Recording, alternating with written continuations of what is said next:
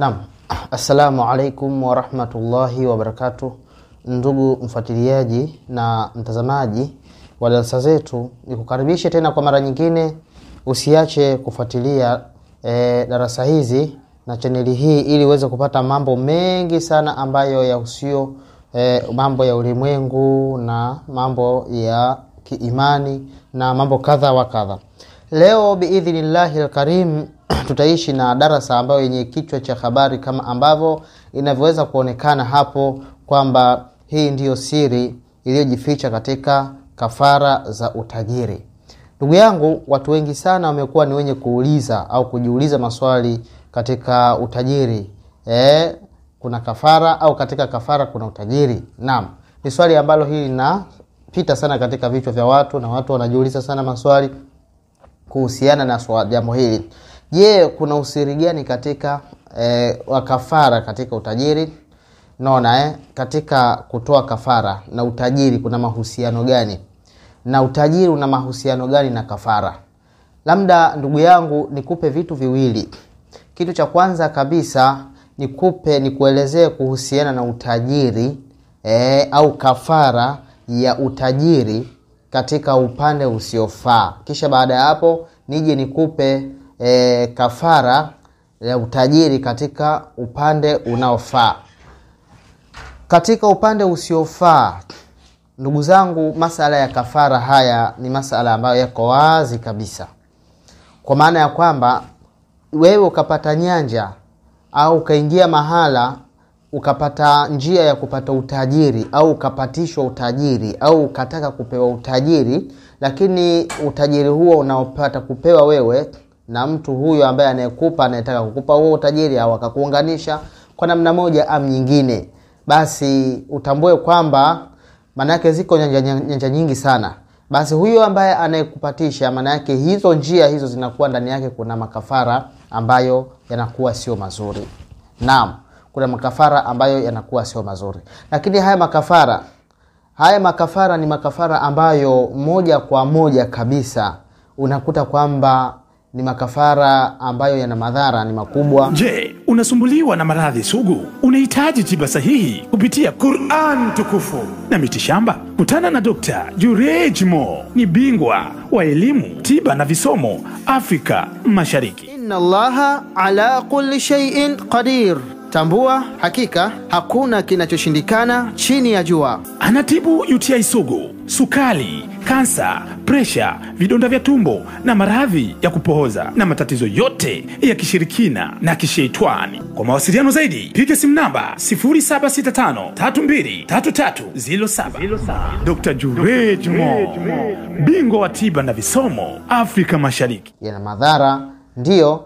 Kafara ipo na makafara yapo, wala hilo haipingiki, kwa sababu katika kila nyanja kuna kafara. Mfano mathalani, ima umefanya jambo wewe katika maisha, ima jambo hilo halihusiani na Mwenyezi Mungu au wewe mwenyewe tu kadhalika, pia kuna makafara.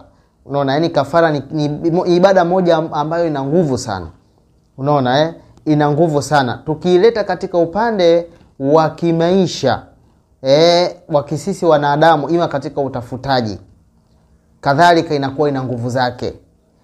Kafara ikinasibika au kinasibiana na ibada kama ambavyo Mwenyezi Mungu amezungumza ndani ya vitabu vyake vitakatifu, makafara yapo.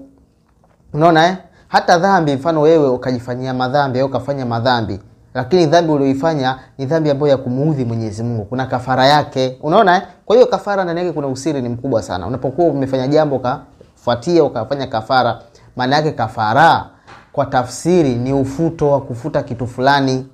Unaona kafara kwa tafsiri ambayo iliyokuwa wazi sahihi, maana yake ni ufuto. Yukafiru ankum sayiatikum, maana yake atakufutieni, atakuondoshieni madhambi yenu na makosa yenu pale ambapo mtakapokuwa mmejisafisha, mmeweza kujirudi katika makosa.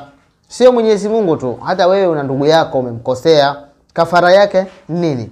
Kumtendea wema, ukaenda ukamwomba samahani, mkayamaliza, mkazungumza. Hiki kitendo kilichotumika hapa ni kafara. Nimekupa tu mfano Sasa katika upande wa mali inanasibikiana vipi?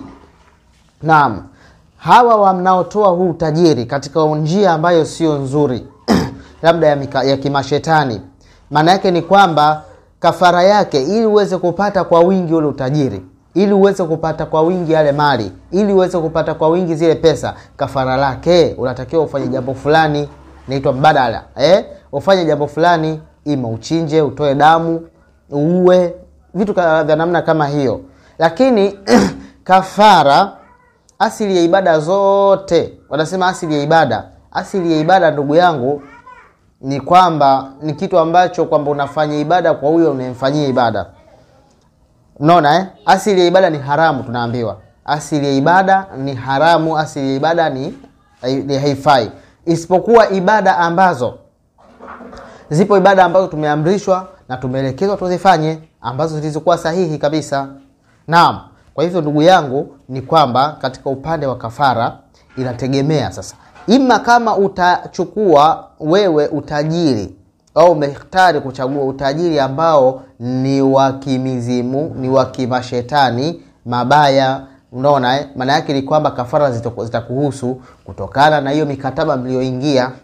Kwa hiyo ile mikataba mnayofanya, basi maana yake ni kwamba ndio utakuta kwamba umepatishwa huo utajiri kupitia haya makafara unayofanya, na ni lazima uyafanye, ni kitu batili, haifai kabisa. Lakini hapo makafara ambayo unayofanya ambayo ya halali kabisa ni yapi? Katika darasa hii inayokuja kuwa pamoja nami ili uweze kuona namna gani ambayo unaweza ukatumia kafara tena wewe mwenyewe bila kwenda kwa mtu yoyote ambaye atakufanyia.